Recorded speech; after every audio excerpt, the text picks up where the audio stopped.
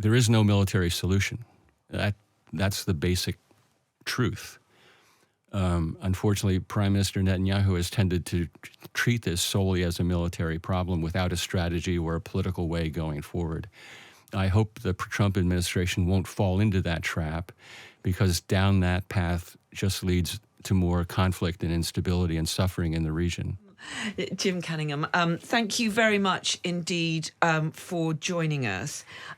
Let me just ask you, first of all, about this latest warning from Hong Kong's Chinese leader, essentially telling Donald Trump not to interfere in the case of Jimmy Lai. What do you make of those words that we've heard today? Well, this has been a standard response from both Beijing and Hong Kong to anybody who says anything about the situation in Hong Kong. They tell them that it's none of their business and to stay out of it. It's kind of rote by now.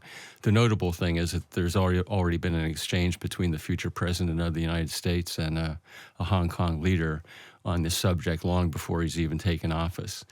And from my point of view, I think that's something positive that's come out of the Trump campaign, the Trump election, because it's highly unusual. Mr. Trump is an unusual person.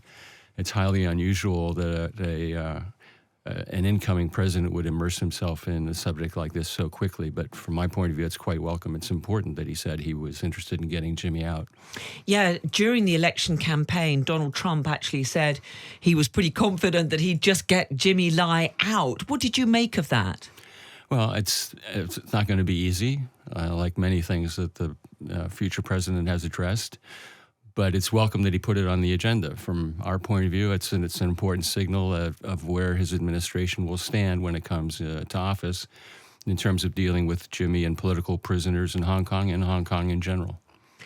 It is now some 4 years or so since Jimmy Lai was arrested. We know that there are concerns about his health, but his case has somewhat fallen out of the headlines, certainly here. Would you like to see the current British government doing more to try to put pressure on the Chinese authorities over his detention?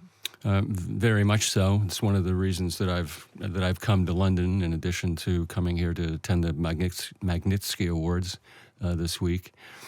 It's very welcome that the Prime Minister has said for the first time that Jimmy's case is a priority for his government. Now we need to see what that means in practice. The foreign minister also met with Jimmy's son Sebastian yesterday or the day before. That's also a very welcome sign that this government recognizes the importance of this issue, and that's a good thing. We would hope now that they would move on and take concrete action, including demanding access to Jimmy, not consular access, which is kind of a technical thing, but just access so that somebody from the British government, even the foreign minister, could go and see Jimmy, who's a British citizen, who's been in solitary confinement for most of the time that he's been in jail. Given the state of relations, though, between the British government and the Chinese government and the Chinese authorities in Hong Kong, and for that matter, those of the United States, do you fear that the West doesn't really have much sway over this anymore? I think the West has sway if it figures out how to use it. Now, you've got new governments in London, new government in Washington, and a Chinese government that's going to be trying to figure out how to deal with both those governments. You've also got new leadership in the European Union. So there's a new dynamic opening up here, and I think this is an opportunity for those of us in the West who want to bring China to a different kind of behavior in Hong Kong and other places. This is an opportunity to seize and try to change their calculation going forward. And when we look at the people that Donald Trump is appointing, we're hearing that Marco Rubio is quite likely to be the next Secretary of State. He's someone who's described as a China hawk. How do you think that could affect this case? Senator Rubio has been a strong supporter of democracy and freedom in Hong Kong. He's been a good friend of ours. I think he will remain a strong advocate for Hong Kong and for freedom and for Jimmy Lai and the some 1,000 of political prisoners who are now sitting in Hong Kong jails. and taking up their case. I'm optimistic that will be a priority for the Trump administration.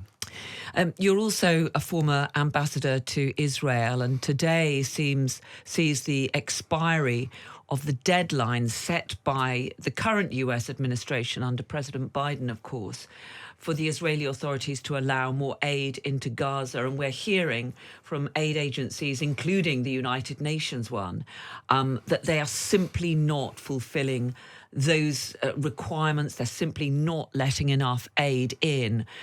How concerned are you about the situation there? I'm terribly concerned. Unfortunately, it's a horrible situation. I'm not going to cast blame on one side or another, but it is vitally important that humanitarian aid get into innocent civilians who have suffered so much in Gaza. That's a hard thing to do. I was the ambassador to Israel during the first Israeli incursion into Gaza in 2008.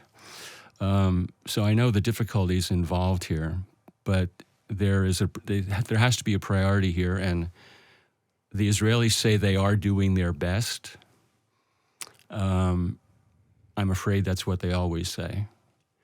There has to be kept constant pressure on them to actually deliver in practical, concrete terms. That's what President Biden is trying to do.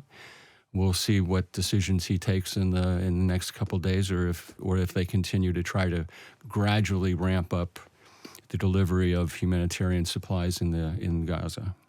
We've had Benjamin Netanyahu, the Israeli Prime Minister, saying that he's already had several conversations with Donald Trump since he won the election. What do you think what appears to be a very pro-Israeli incoming team around Donald Trump will do for the war in not just Gaza, but in Lebanon, Iran, and elsewhere across the Middle East? Are you concerned that Benjamin Netanyahu will not be having the same kind of pressure for restraint that he's had until now from President Biden? I don't know, obviously. The president-elect and his team will have to decide how to handle that issue, which, by the way, will be in a different place when he takes office than it is now, one way or another. Events will have taken place that may change their calculations going forward.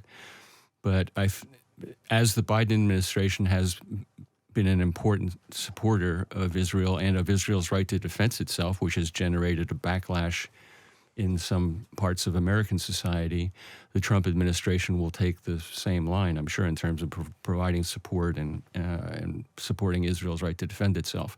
The complications of dealing with the array of issues involving Hamas, Hezbollah, the Houthis in Iran, that whole complex of issues is extremely complicated. And I think the Trump administration, starting with his early selection of key people like Secretary of Defense and State and National Security Advisor, I think they will be focusing on that very quickly in terms of how they'll act when they get into office. But do you fear that Donald Trump and his team will essentially give Benjamin Netanyahu a green light to go ahead and pursue a purely military solution to the threats that Israel faces? I hope they won't. They spent a lot of time working diplomacy when President Trump was in office with some good result. There is no military solution. That's the basic truth. Unfortunately, Prime Minister Netanyahu has tended to treat this solely as a military problem without a strategy or a political way going forward. I hope the Trump administration won't fall into that trap, because down that path just leads to more conflict and instability and suffering in the region. But given that the Qataris, who were acting as brokers in the negotiations, are kicking Hamas out, are saying that they're not going to get involved in negotiations until they see some more concrete signs from both sides that they're prepared to actually actively try and seek a solution, with the Qataris essentially washing their hands of the process, do you fear that the possibilities of a negotiated solution are further away than ever? I think the possibilities of a negotiated solution have been far away for quite some time. again, because there's no political strategy. The negotiation has not been about a solution; it's been about a ceasefire, about which the Hamas have been very clear they don't want a ceasefire; they want an Israeli withdrawal, and the Israelis have been very clear they might deal with a ceasefire, but they're not going to withdraw, and those positions have remained blocked, and the Qataris, I think, have probably found themselves caught in the middle and finally decided, this just isn't worth the effort and the criticism that we're getting. It's a good sign that they said we'll come back and do this when we have any indication that somebody's serious about it. But in terms of discussing a solution, that has to be a broad political framework for a political solution to the conflict. A ceasefire is a part of it, but you need to create political incentives for a ceasefire too, particularly on Hamas, which doesn't have any incentive for a ceasefire.